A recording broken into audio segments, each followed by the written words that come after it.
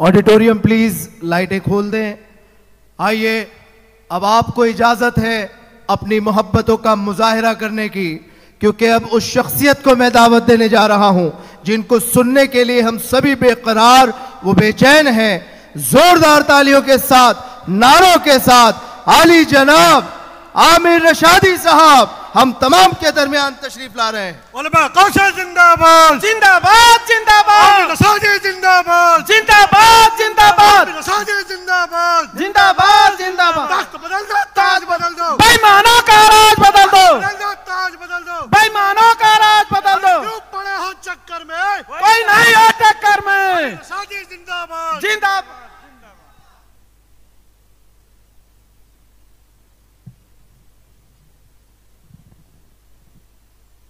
अस्सलामु अलैकुम वरहमतुल्लाहि वबरकातुह। आप थक गए हैं, लगता है कि आपकी आवाज़ जो है साथ नहीं दे रही है।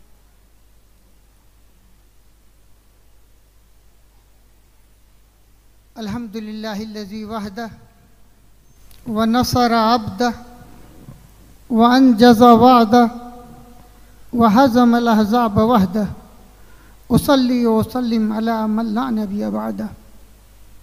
औज़ु बिल्लाहि मिनश शैतानिर रजीम। बिस्मिल्लाहिर रहमानिर रहीम।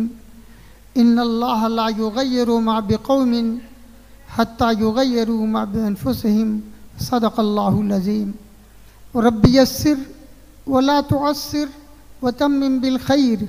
रब्बि इश्रह ली सदरी व यस्सिर ली अमरी वहलुल उक़दतम मिन लिसानी यफ़क़हू क़ौली। मोहतरम हज़रात, मैं जहाँ भी पहली मर्तबा कोई बात कहता हूँ तो ये जानने की कोशिश करता हूँ कि मैं कब्रिस्तान में अज़ान तो नहीं दे रहा हूँ, इसलिए कि कब्रिस्तान में मुर्दे नहीं बोलते। तो मैंने जो कुरान की आयत तिलावत की है उसका तर्जुमा शायर ने इस शेर में किया है कि खुदा ने आज तक उस कौम की हालत नहीं बदली, खुदा ने आज तक उस कौम की हालत नहीं बदली, न हो जिसको ख्याल खुद अपनी हालत के बदलने की। तो आपसे मैं ये सवाल करना चाहता हूँ, क्या आप अपनी हालत को बदलने को तैयार हैं? आवाज़ में दम नहीं है।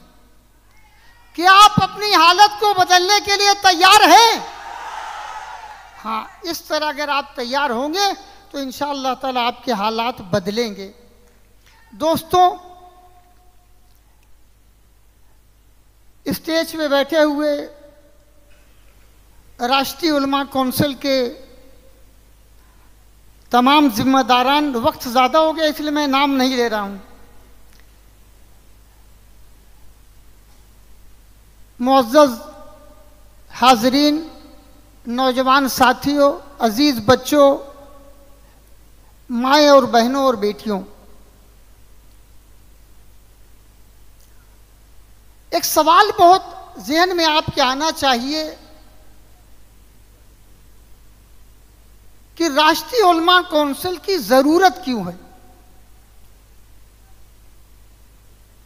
इस मुल्क में मुस्लिम लीग पहले से मौजूद थी। इस मुल्क में जुनूब हिंद की दूसरी हैदराबाद की एक पॉलिटिकल पार्टी मौजूद थी। पहले जो हमने नाम लिया वो केरला से थी। उत्तर प्रदेश में पीस पार्टी थी, नेशनल लोकतांत्रिक पार्टी थी। उसके अलावा भी मुसलमानों की बहुत सी पार्टियां थी। आखिर राष्ट्रीय उलमा कौंसिल बनाने की जरूरत क्यों पड़ी? यह सवाल होना चाहिए कि नहीं होना चाहिए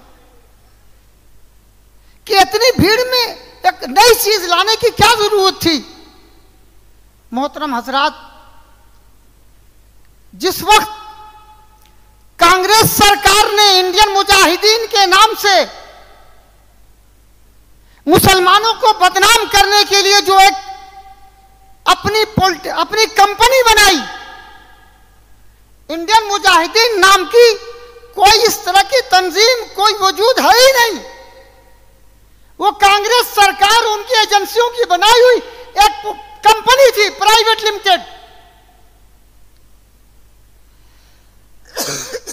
और उसके नाम से महाराष्ट्र के लातूर, महाराष्ट्र के औरंगाबाद, बिहार के समस्तीपुर, बिहार के दरभंगा, उत्तर प्रदेश के आजमगढ़, जयपुर, हैदराबाद, पूरे मुल्क में उन्होंने मुसलमानों के खिलाफ एक सरकारी आतंकवाद, सरकारी दहशतगर्दी का काम शुरू किया था। हम लोग बोलते थे, जब हैदराबाद की एक पॉलिटिकल पार्टी के छोटू भाई को पकड़ा गया, जेल भेजा गया, तो उस वक्त हमने उत्तर प्रदेश के 50 जिलों में धरना और प्रदर्शन किया। और वो धरना और प्रदर्शन इसलिए किया कि हदीस है कि अगर किसी एक मोमिन को कहीं तकलीफ पहुंचे तो दूसरे मोमिन को भी वही दर्द होता है। इससे आगे बढ़ के दूसरी हदीस में है कि अल्लाह के किसी एक बंदे को अगर तकलीफ पहुंचे तो दूसरे बंदे को भी तकलीफ होना चाहिए। इसी तरह जब आजमगढ़ में 13 सितंबर 2008 को बंबई, दिल्ली में एक बमकांड होता है और हमारे उस वक्त के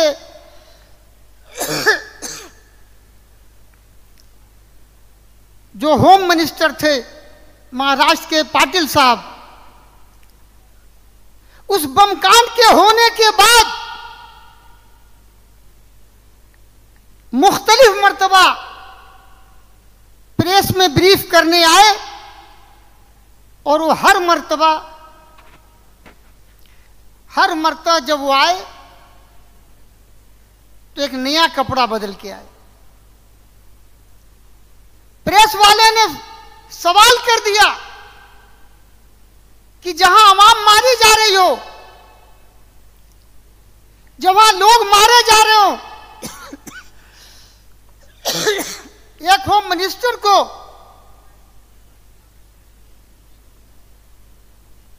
इतना वक्त कैसे मिल सकता है? यह सवाल सही था कि नहीं था? उनका आलम यह होगा डू एंड डाई, डू और डाई, करो या मरो। उन्होंने आजमगढ़ के जो बच्चे वहां पढ़ते थे उनको उनके घर से उठाया और गन पॉइंट में रख करके इनकाउंटर कर दिया। इनकाउंटर हो गया।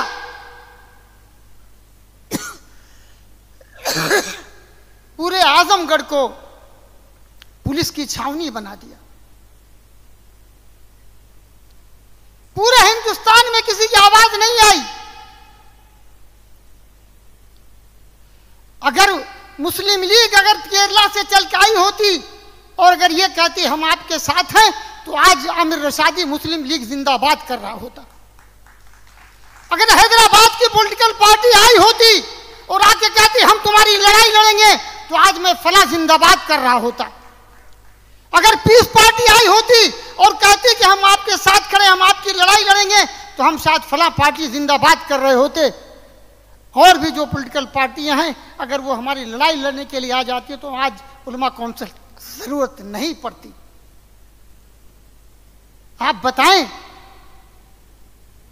कि जब कोई लड़ने को नहीं तैयार होगा तो लड़ाई लड़ी जाएगी कि नहीं लड़ी जाएगी? राष्ट्रीय उलमा काउंसिल का वजूद कोई सियासी इसलिए नहीं तैयार किया गया कि एमएलए बनना है, एमपी बनना है, अपने खानदान को, अपने लोगों को एडजस्ट करना है। राष्ट्रीय उलमा काउंसिल का वजूद पहले दिन से मजलूम की लड़ाई के लिए, जालिमों के खिलाफ खड़े होने की लड़ाई। अल्लाह के एहसान, उसका करम है कि उस लड़ाई के बाद शायद एक दो जगह इनकाउंटर हुआ होगा। इस इनकाउंटर पे रोक लग गई। लेकिन जब 1 साल के बाद हम लोगों ने देखा, हमारे लोगों ने ये देखा कि असल लड़ाई तो पॉलिटिकल पार्टी की तरह से लड़ी जा सकती है। तो सब लोगों ने मिलकर यह तय किया कि राष्ट्रीय उलमा काउंसिल को, उलमा काउंसिल उस नाम था उत्तर प्रदेश के नाम से, अब इसको राष्ट्रीय उलमा काउंसिल कर दिया जाए ताकि पूरे मुल्क की लड़ाई लड़ने की अंदर हमारी ताकत पैदा हो जाए। जब उसका झंडा बना उस पर भी एक केस हुआ और कहा गया कि हिंदुस्तान का झंडा बदल दिया, उसको नीचे कर दिया, मुकदमा दायर हुआ। हमने जज के सामने जब पेशी हुई तो हमने बताया कि ये केसरिया रंग नहीं है, लाल रंग है। हमारा जो झंडा है लाल है, सफेद है और हरा है। बेसोचे समझे झंडा नहीं बन गया। लाल रंग इनकलाब की निशानी है कि नहीं है? लाल रंग आंदोलन की निशानी है। तो जब हमने उनको बताया कि हमारा झंडा जो है वो आंदोलन की निशानी है और हम आंदोलनकारी जो है वो जमीन से जुड़े हुए लोग हैं, हम हवा में नहीं है, हमारी एक जुबान पे लाखों लोग खड़े हो जाते हैं।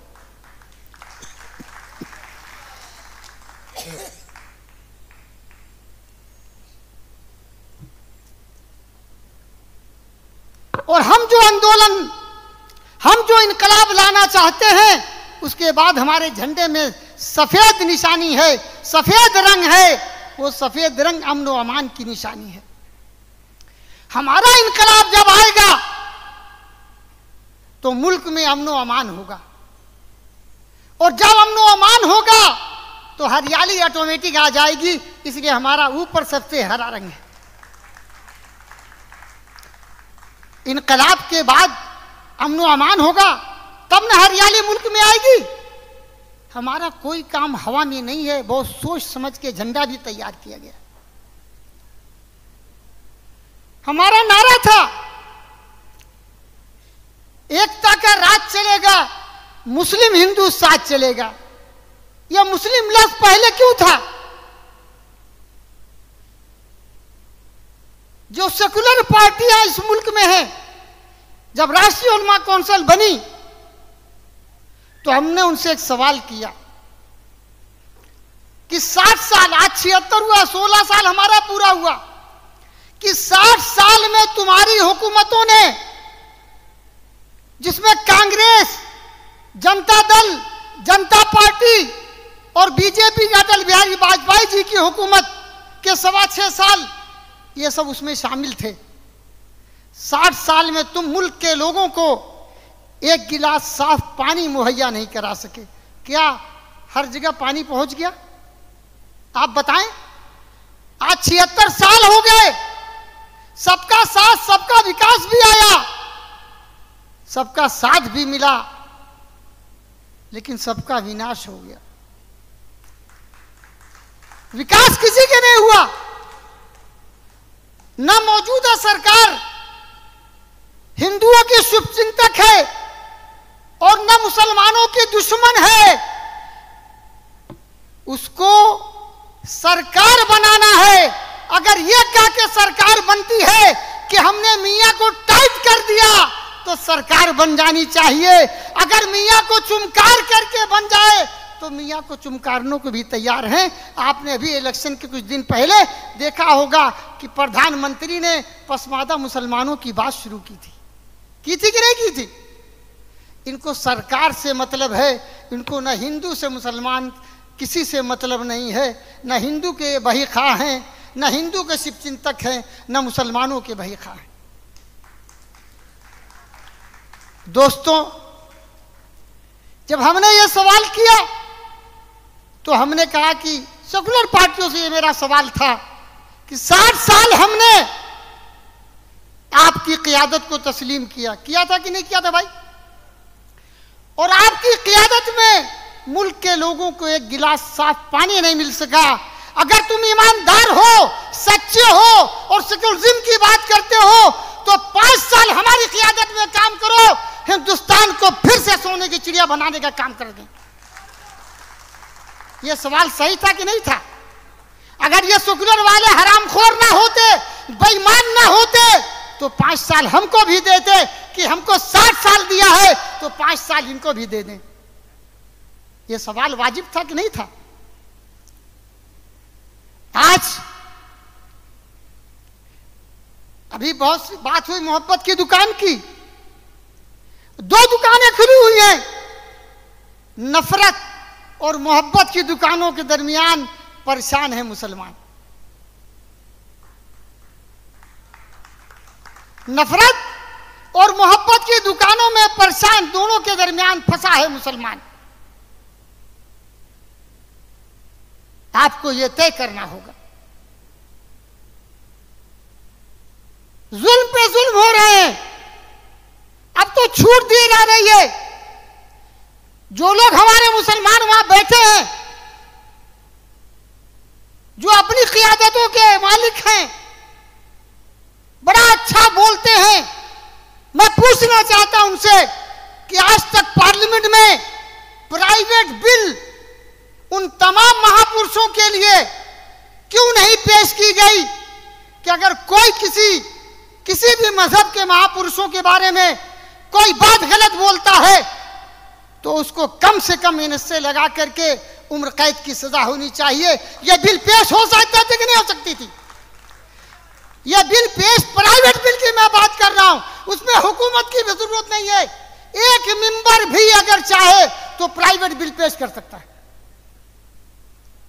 जो मुसलमानों को वोट लेकर के कायद बने हुए घूम रहे हैं, यह बिल उन्होंने क्यों नहीं पेश की?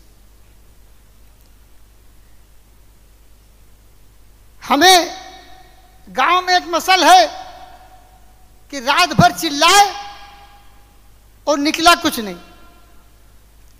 वो देहाती जुबान है, मैं उसको पूरी तौर पर नहीं कहना चाहता। बड़ा अच्छा बोलते हैं, और भाई बोलते अच्छा है तो वापस कुछ आना चाहिए, आउटकम कुछ होना चाहिए। मिला क्या? 76 साल से बोल ही तो रहे। आप जब बोले तो हुकूमतों को यह समझ में आना चाहिए कि अगर हमने इनकी बात नहीं मानी तो लाखों लोग, हिंदू और मुसलमान, उनके खिलाफ खड़े हो जाएंगे। जिस दिन ये ताकत आप पैदा करेंगे उस दिन आपकी बात सुनी जाएगी। अभी मुझे पता नहीं आप लोगों ने ये जो आप भीड़ देख रहे हैं, लखनऊ में एक इनकाउंटर होता है, दूसरी जगहों पे हुआ, कोई आवाज नहीं आई।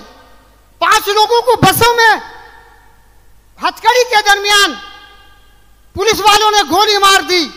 आपने सुना कि नहीं सुना था? क्या 1 घंटा भी वो इलाका जाम किया गया? क्या 1 घंटा भी वो पुलिस वालों के खिलाफ कोई FIR दर्ज कराई गई? उत्तर प्रदेश में खालिद मुजाहिद का इनकाउंटर होता है, बस के अंदर मार दिया जाता है, पुलिस की कस्टडी में 42 पुलिस वालों, जिसमें DGP भी थे, 2 ex-DGP, IG, आज भी वो मुकदमा चल रहा है। हम लोग काम करने वाले हैं, हम बोलते कम हैं, करते ज्यादा हैं। और कुरान भी इसके आपसे पूछता है मुसलमानों में, या अय्युहल्लज़ीना आमनू लिमा तक़ूलून मा ला तफ़अलून, वो बात क्यों कहते हो जो करते नहीं? हम जो कहते हैं वो करते हैं। हमने अगर ये नारा दिया है कि एकता का राज चलेगा, मुस्लिम हिंदू साथ चलेगा, तो हम लोगों ने ये करके दिखाया है। अगर कोई किसी बिरादरी, जात और धर्म की बात कभी उलमा कौंसिल नहीं करती, उलमा कौंसिल इंसानों की बात करती है, अल्लाह के बंदों की बात करती है। हम लोग अल्लाह उसके रसूल के मानने वाले हैं। हमने अपने धर्म को भी नहीं पेश किया। आइए आज ये तय कीजिए, अगर यहां सब लोग ये तय करके जाएंगे तो आप यकीन माने, मैं वादा करता हूं कि 10 साल के अंदर हिंदुस्तान के नफरत की सारी दुकानें बंद कर देंगे इंशाअल्लाह ताला। वो क्या, एक हदीस पे अमल कर लीजिए, एक हदीस पे अमल कर लीजिए। अल्लाह के रसूल सल्लल्लाहु अलैहि वसल्लम ने कहा कि अगर तुम्हारा पड़ोसी भूखा सो गया और तुम खाना खा करके, पेट भर खा करके सो गए तो तुम पापी हो जाओगे। ये हदीस सुनी कि नहीं सुनी? बोलिए भाई, अगर मुर्दा है तो हम बैठ जाए, बोलिए किसके, ये हदीस है कि नहीं है?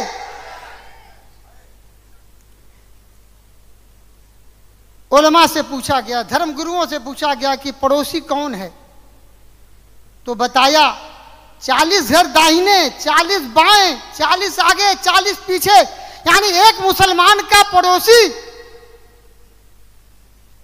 160 घर होगा। हिंदुस्तान में ऐसी कोई जगह बताइए, ऐसा कोई मोहल्ला बताइए जहां मेजॉरिटी हो मुसलमानों की, वहां 10-20 घर हमारे गैर मुस्लिम भाइयों का होगा कि नहीं होगा? होगा कि नहीं होगा?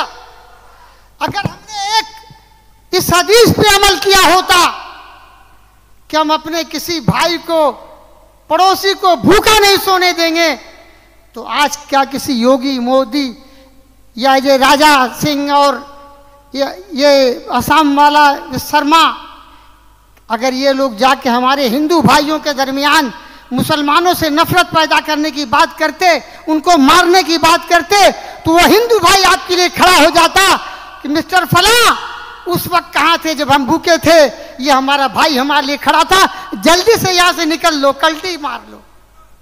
बंबई की जुबान में क्या कहते हैं कि कल्टी मार लो। दोस्तों, इस मुल्क में अगर आप अपना वजूद कायम रखना चाहते हैं तो आपको कुछ नहीं करना है, आपको सिर्फ अल्लाह के रसूल सल्लल्लाहु अलैहि वसल्लम की सीरत को अपनी जिंदगी में शामिल कर लेना। खुदा की कसम, जिस दिन आपने सीरत को, उस अखलाक को, उस किरदार को अपनी जिंदगी में शामिल कर लिया, दुनिया की कोई ताकत आपसे नफरत नहीं पैदा करवा सकती। हम आपके हुस्न की तारीफ कर, हम आपके फला की तारीफ करते हैं।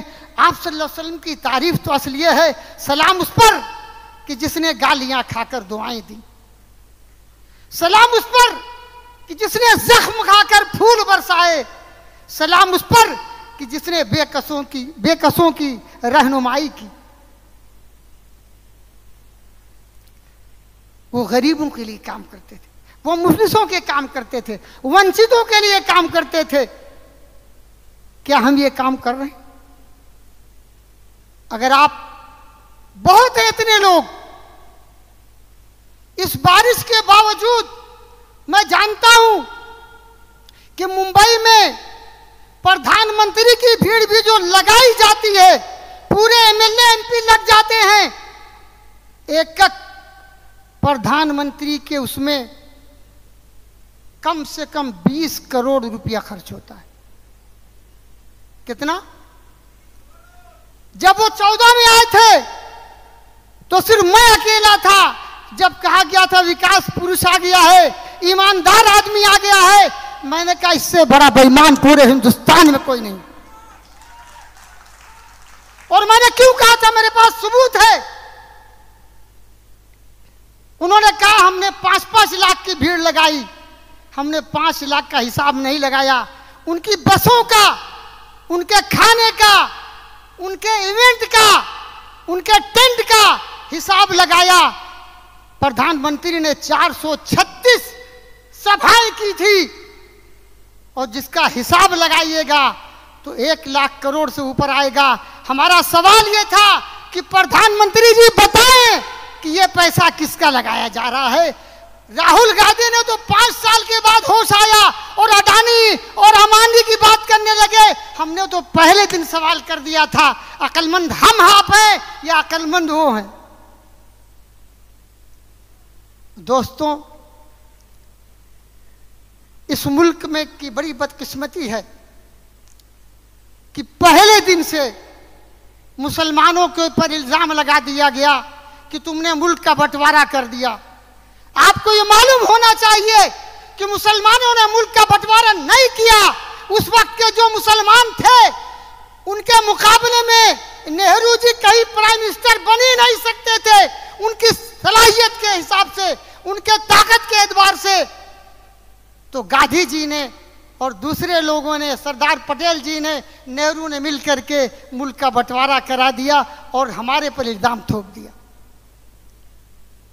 हमने नहीं मुल्क का बंटवारा किया।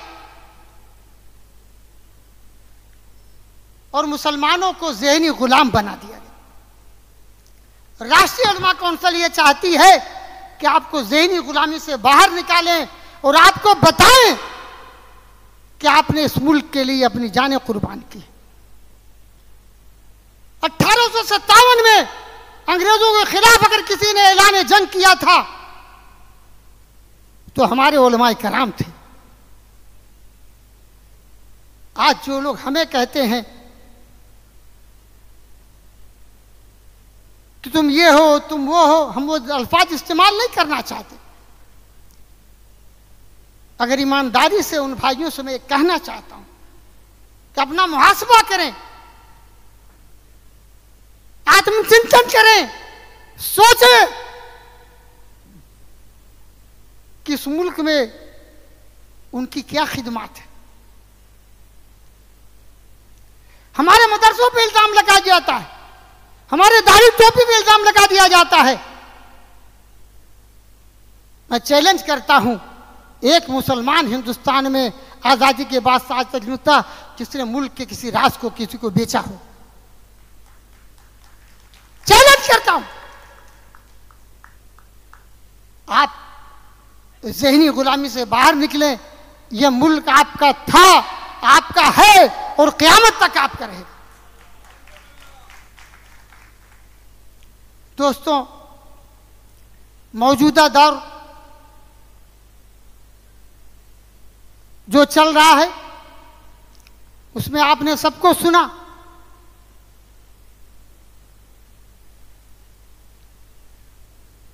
सब हमने बर्दाश्त कर लिया। सरकार को इतना नहीं गिर जाना चाहिए कि किसी मजहब के सबसे बड़े, जिसके लिए मुसलमान जान देता है, उसके खिलाफ कोई कुछ बोल दे और उस पर कोई कार्रवाई ना हो। संवेदनहीनता की आखिरी हद है। शायद मैं समझता हूं इंसानियत तो छोड़िए, अब वो इंसान से भी नीचे जा चुके हैं।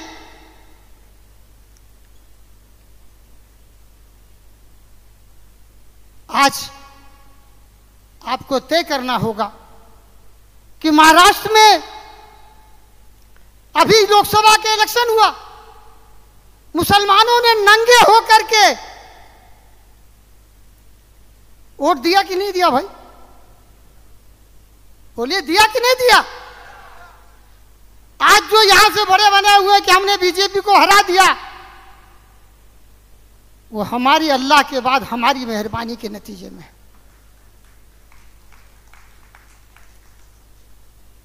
लेकिन क्या पूरे महाराष्ट्र में 48 सीट पे एक सीट ऐसी नहीं थी जहां मुसलमान को टिकट दे दिया जाए? ये सवाल है कि नहीं है?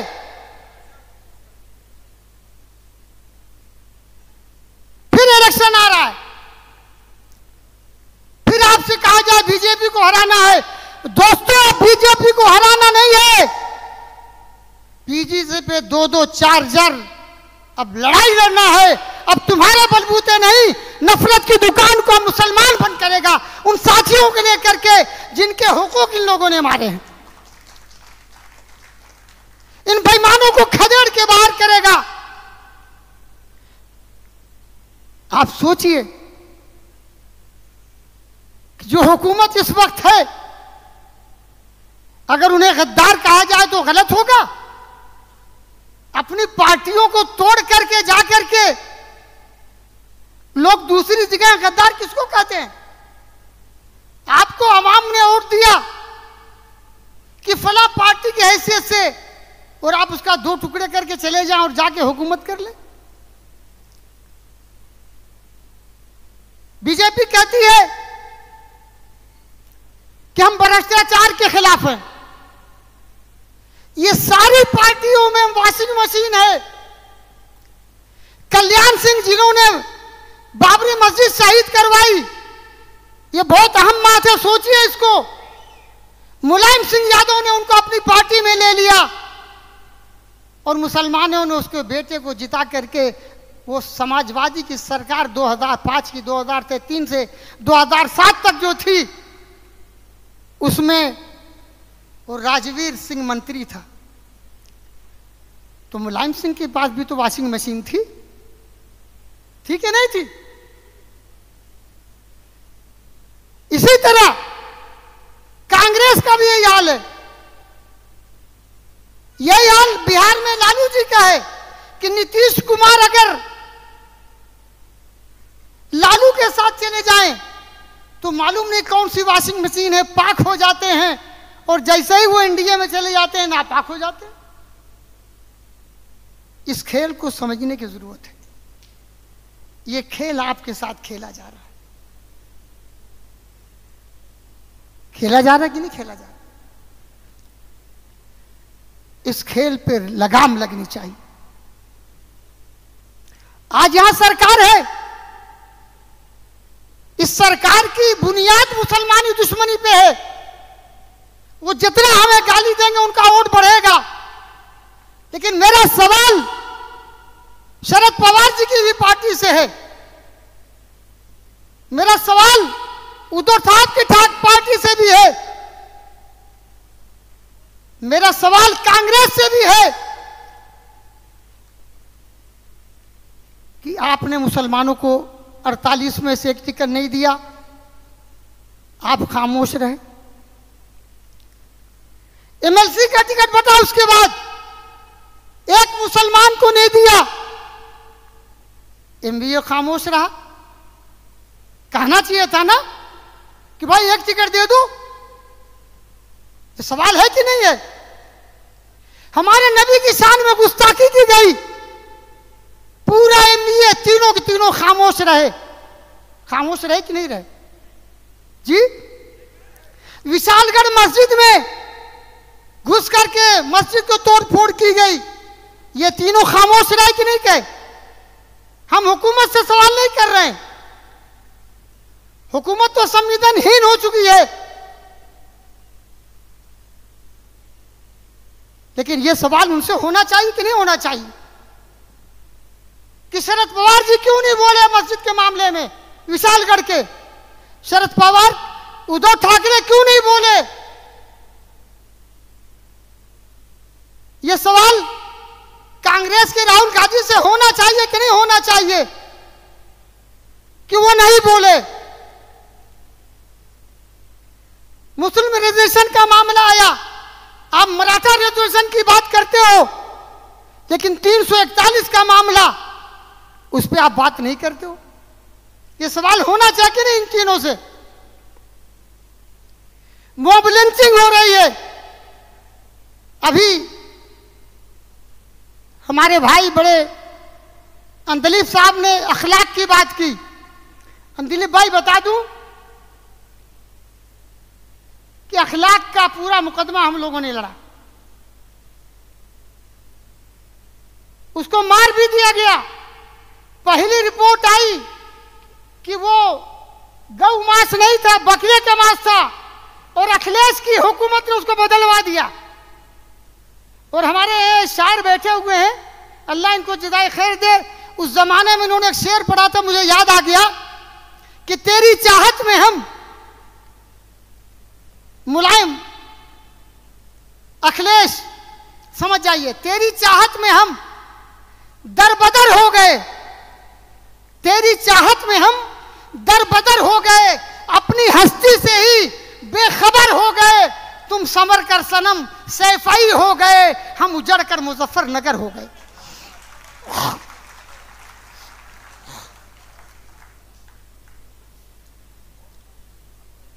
एक सफेद छोटा सा गांव, 6% यादव हमारे बलबूते पे हुकूमत कर रहा है।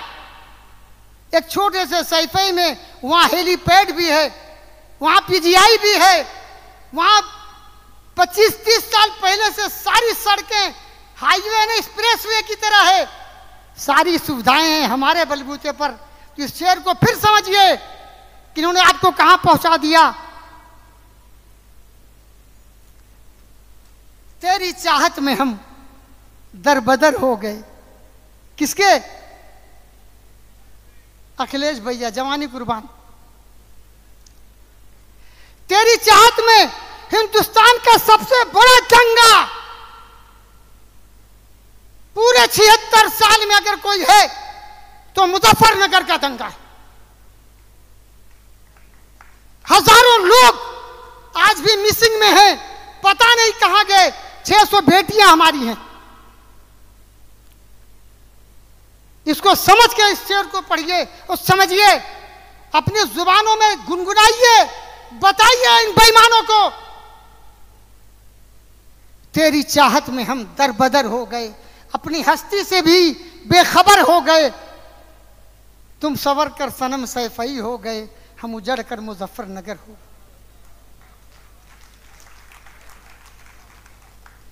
दोस्तों, इतने जख्म हैं कि 2-4 दिन कहता रहूं तो शायद बात नहीं बनेगी। अखलाक का मामला आया, लड़ाई लड़ी गई, महाराष्ट्र से एक सूकायत वहां पहुंच गए और जाकर के उन्होंने मुसलमानों को हम देख रहे हैं, हम करेंगे, लड़ाई को कमजोर करने की कोशिश की। लेकिन अल्लाह के एहसान, उसका करम कि जब हम बाहर निकलते हैं तो 2 रकात नमाज पढ़ के निकलते हैं कि अल्लाह हमारी कोई हैसियत नहीं है, तेरी मदद आनी चाहिए। और मदद आई, उन पर से मुकदमा हटाया गया। अनिल सिंह याद है, ये हमारे साथी, ये पार्टी बनने के बाद नहीं आए हैं। इनके गांव में सन 6 में एक स्कूल खुला, एक मुसलमान ने खोला, एक मौलाना साहब ने खोला,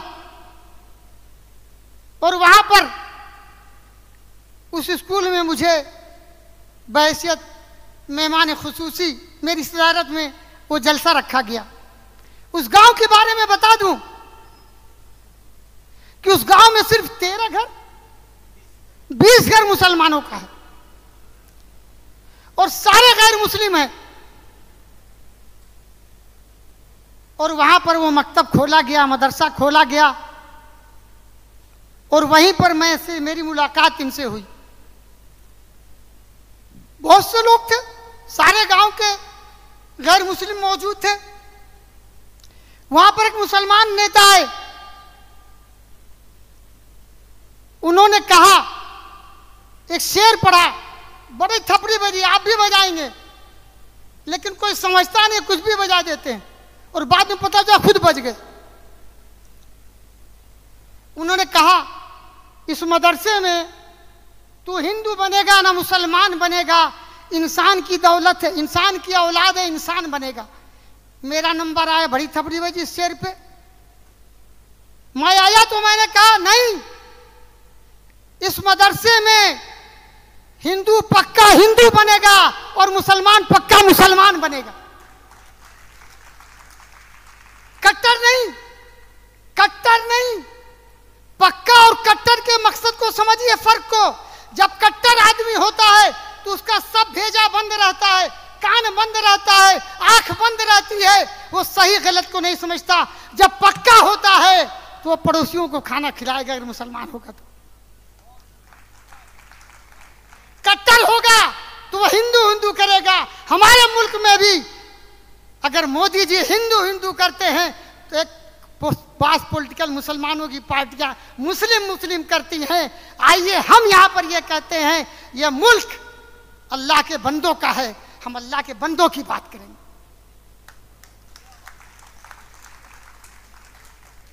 आपको वक्त लगेगा, लेकिन उसूल पे अगर आप रहेंगे तो अब आपका नंबर है। हर आदमी परेशान है, क्या पंडित, क्या ठाकुर, क्या दलित, क्या ओबीसी अकेले में उनसे बात कीजिए। जब ये समझ में आए कोई सुन नहीं रहा है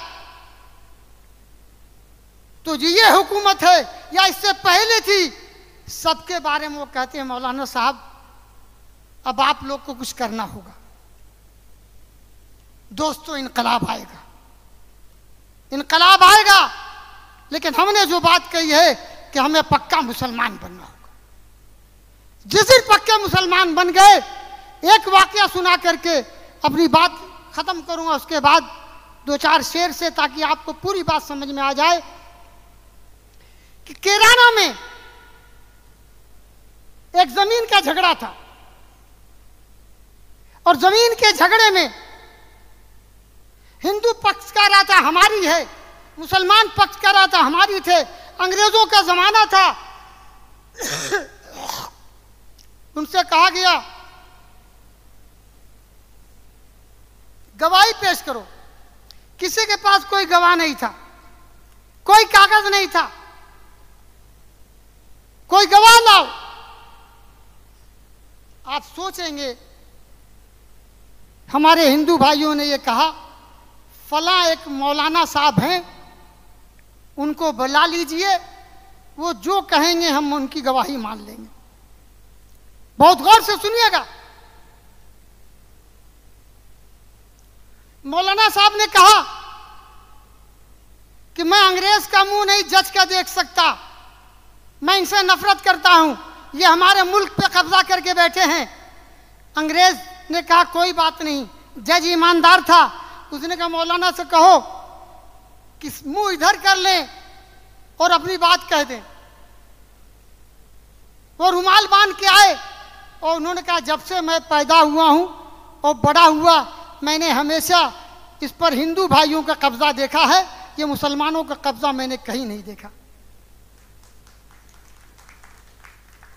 आप यकीन माने उसके बाद क्या हुआ, जज ने वो जमीन का फैसला हमारे हिंदू भाइयों के हक में कर दिया और उसके बाद जो फरीक लड़ रहा था, हिंदुओं का सरदार कह लीजिए, उनका अध्यक्ष कह लीजिए, वो आए और मौलाना साहब के हवाले वो कागज़ दे दिया और कहा मौलाना साहब आपकी सच्चाई ने हमको कायल बना दिया, अब आप इस पे लेके जो चाहिए बनवा लीजिए। आज वहाँ बहुत बड़ी मस्जिद है। दोस्तों उन्हीं के बताए हुए नक्शे कदम पर चलना चाहता हूँ और मैं अपनी ज़िंदगी के अल्लाह ने बड़ी ताकत अता की है। हमारे यहाँ लोग समझते हैं कि मौजूदा हुकूमत में किसी की सुनी नहीं जाती। आप अगर ईमानदार और सच्चे हैं तो योगी जी को भी सुनना पड़ता है। आज भी उसी शान से हम लोग काम कर रहे हैं जिस शान से दूसरी हुकूमतों में करते थे।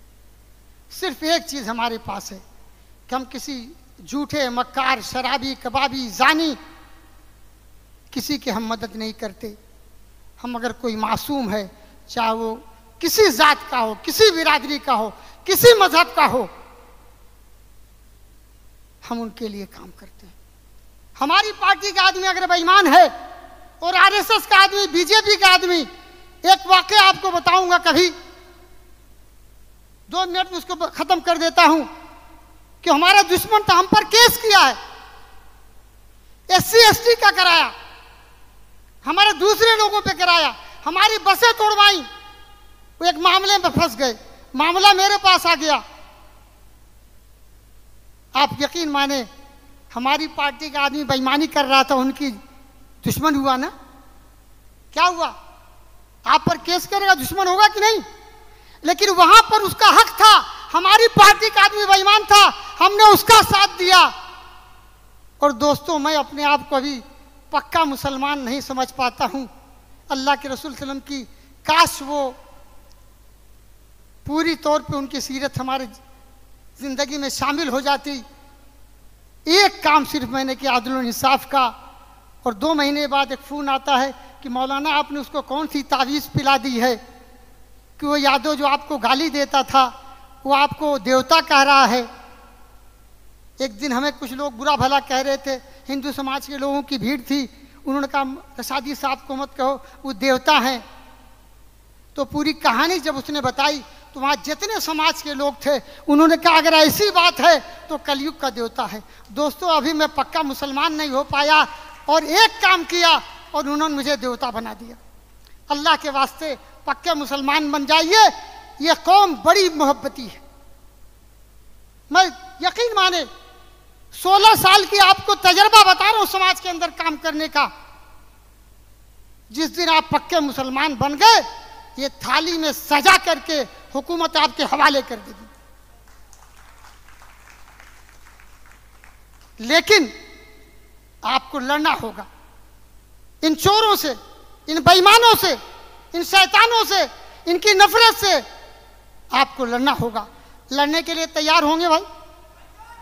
हमारे लिए यहाँ सारे उससे लोग आए हैं मुख्तलिफ जगहों से, पूना से भी हैं, मुख्तलिफ जगहों से लोग हैं।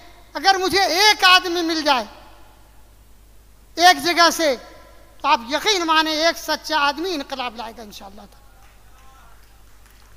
भीड़ नहीं होती,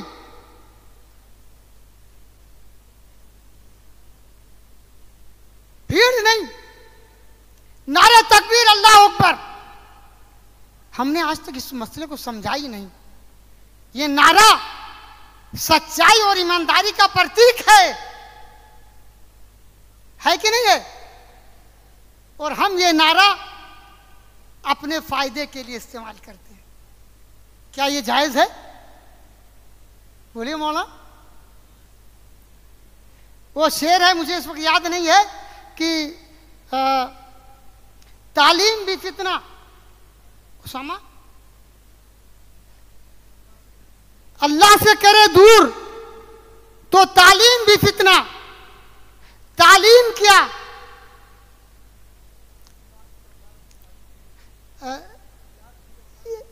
अमलाक भी, जागीर भी, औलाद भी फितना। नाहक के लिए उठे जो शमशीर भी फितना, शमशीर यानी तलवार, नाहक के लिए उठे जो शमशीर, शमशीर भी फितना। शमशीर भी क्या?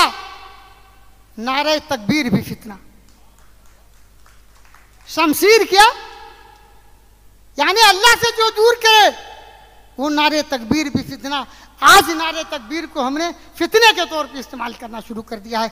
नारे का मतलब यह है कि जब आपका कोई भाई मुसीबत में हो, ना उसकी जात देखिए, ना बिरादरी देखिए, ना मजहब देखिए, और नारा लगा के निकलिए। अगर वो बीमार है, खून की जरूरत हो, खून देने के लिए नारा लगाइए। भूखा हो तो खाना खिलाने के लिए नारा लगाइए। बीमार है तो उसका इलाज करवाने के लिए नारा लगाइए। फिर देखिए अल्लाह की मदद कैसे आती है और तकबीर का फायदा कैसे होता है।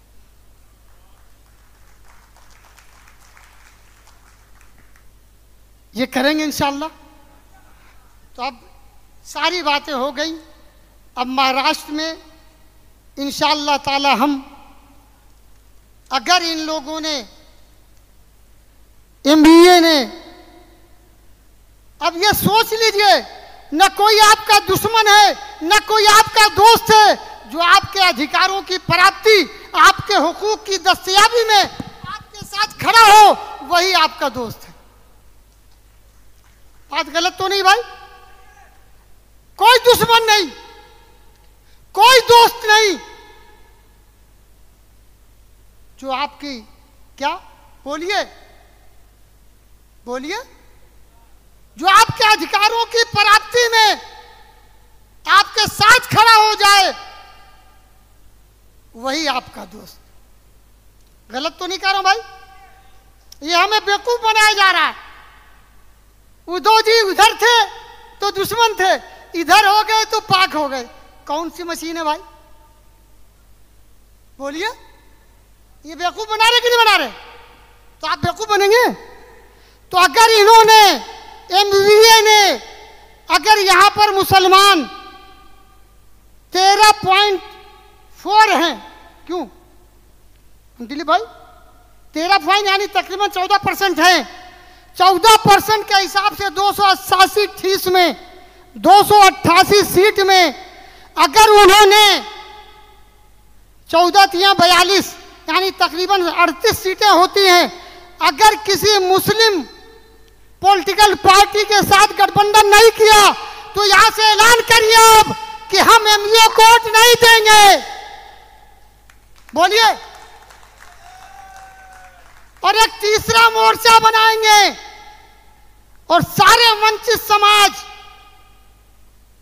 जिनके हुकूक मारे जा रहे हैं उसमें फॉरवर्ड भी हिंदू होगा, ओबीसी हिंदू भी होगा, उसमें दलित हिंदू भी होगा, उसमें फॉरवर्ड मुसलमान भी होगा, उसमें ओबीसी मुसलमान भी होगा, उसमें दलित मुसलमान भी होगा। हम सब मिल करके इन चोरों को भगाएंगे महाराष्ट्र से इंशाअल्लाह। करेंगे भाई, आवाज में दम नहीं, करेंगे। आप सब लोग लगेंगे, इतने लोग लग जाएं तो मैं यकीन मानिए कह रहा हूं कि पूरे महाराष्ट्र की बात तो कम से कम नहीं करता, लेकिन मुंबई में इन लोगों को एक सीट नहीं किसी को जीतने देंगे। न नफरत की दुकान को, न मोहब्बत की दुकान को, दोनों की दुकान को बंद करने की आप ताकत पैदा करते थे, अगर आप ये तय कर लें। इसलिए कि मैं जानता हूं कि ये पैसे पे लाई भीड़ नहीं है, ये पैसे पे लाई भीड़ नहीं है। रात ज्यादा हो गई थी, औरतें हमारी घर चली गई, बहनें, बारिश की वजह से हजारों लोग आ रहे थे, वापस चले गए।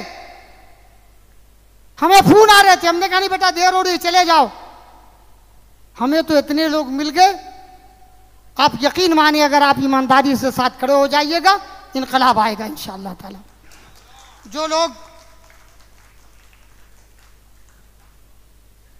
जो लोग आखिरी शेर के साथ कि जो लोग हिंदू और मुसलमानों को लड़ाना चाहते हैं वो सुन लें कि हवेली झोपड़ी सबका मुकद्दर फूट जाएगा, चाहे वो महल में रहता हो चाहे झोपड़ी में। हवेली झोपड़ी सबका मुकद्दर फूट जाएगा। अगर ये साथ हिंदू मुस्लिमों का छूट जाएगा, दुआ कीजिए कि हम में प्यार के रिश्ते रहें कायम। ये रिश्ते टूट जाएंगे तो भारत टूट जाएगा, ये रिश्ते टूट जाएंगे तो भारत टूट जाएगा। तो क्या आप भारत बनाना चाहते हैं? अगर भारत बनाना चाहते हैं तो आज से प्यार की गंगा बहाना शुरू कर दिए। अल्लाह ताला मुझे और आपको कहने और सुनने ज्यादा अमल की तौफीक अता फरमाए। एकता का राज चलेगा, मुस्लिम हिंदू साथ चलेगा, एकता का राज चलेगा, एकता का राज चलेगा। गुलामी नहीं दरबार में, कस के कहिए, गुलामी नहीं दरबार में, गुलामी नहीं दरबार में। बहुत बहुत शुक्रिया। आइंदा इंशाअल्लाह ये बारिश खत्म होगी, इसके कई हजार गुना भीड़ लगेगी और इंशाअल्लाह ताला आपकी मेहनत काम आएगी। बहुत बहुत शुक्रिया। अस्सलाम वालेकुम। अभी मैं मीडिया कर्मियों से गुजारिश करता हूं कि वो मंच पर आ जाएं और अपनी अपनी बाइट्स कर लें। तमाम मीडिया कर्मी जो पीछे की जानिब है, जो यहाँ पर है, तमाम लोगों से गुजारिश है कि वो मंच पर आ जाएं और बाइट कर लें।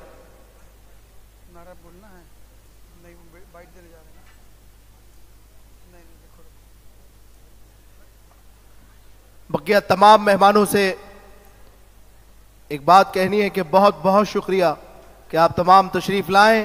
अल्हम्दुलिल्लाह आज के इस मजमे को कामयाब बनाया।